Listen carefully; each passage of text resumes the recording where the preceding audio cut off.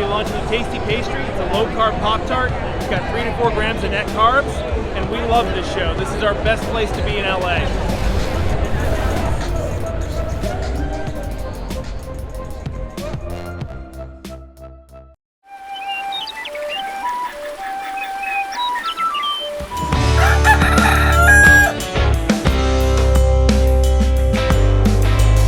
Welcome back to Legendary Foods Muscle in the Morning.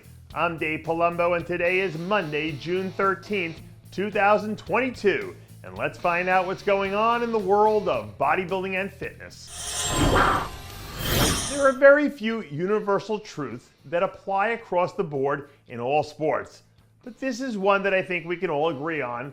All records were meant to be broken. But before you can break a record, you have to tie it first.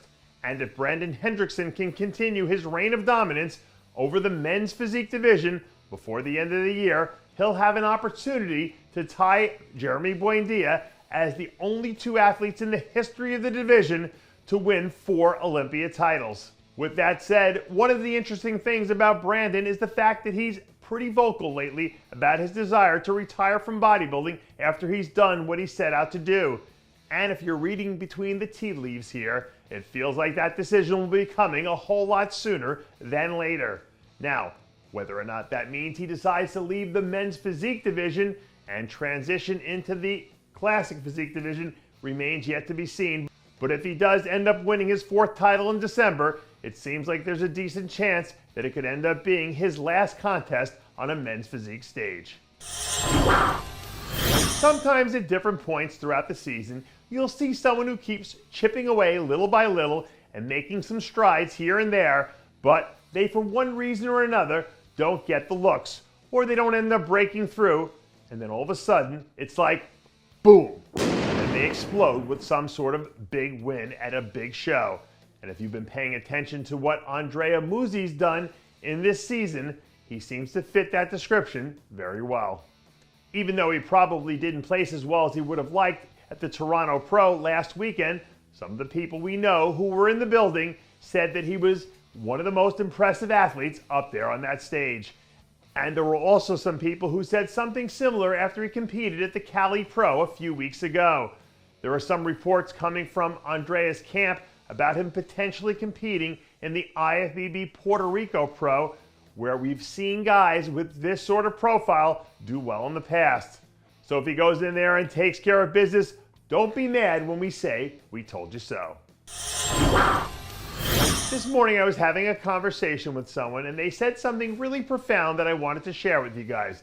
They said most people think confidence is something you're born with, but the truth of the matter is that confidence is something you build over time as a result of taking action.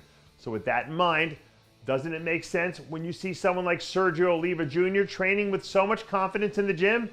Now that he's fully healthy and back to feeling like his old self, you can see how that confidence carries over into his training and how big of an impact it's had on the end results. When Sergio's in a good place mentally and physically, we've seen him have a ton of success both on and off the stage. So that he keeps taking this sort of action and keeps building the momentum heading into his first show of the year, the odds are that the end result will end up being pretty damn good. The older you get, the more you start to realize that certain things in life are all about timing. Sometimes you could be a little too early or sometimes a little late and end up missing the mark completely. And other times the stars align and everything falls into place and it all works out better than you could have ever expected. So if I were Rickey Moten Jr. and just starting to hit my stride after being away from the stage for almost 2 full years, I know I'd be looking at the bodybuilding landscape right now and thinking to myself that there's no time like the present. Because he's been out of sight and out of mind for so long, I'm sure there are plenty of people who forgot how good Rickey was the last time we saw him in 20. So I would encourage you to go back and check out the photos because there's a reason he placed top 5 at the Olympia. When he's firing on all cylinders, he's got as much natural ability as anyone in the division. And if he's ready to insert himself back into the equation, it might leave someone else out looking in. And that does it for yet another edition of Muscle in the Morning. I'm Dave Palumbo reminding you to always be true to your passions. And make sure to follow us on Facebook, Twitter, and Instagram.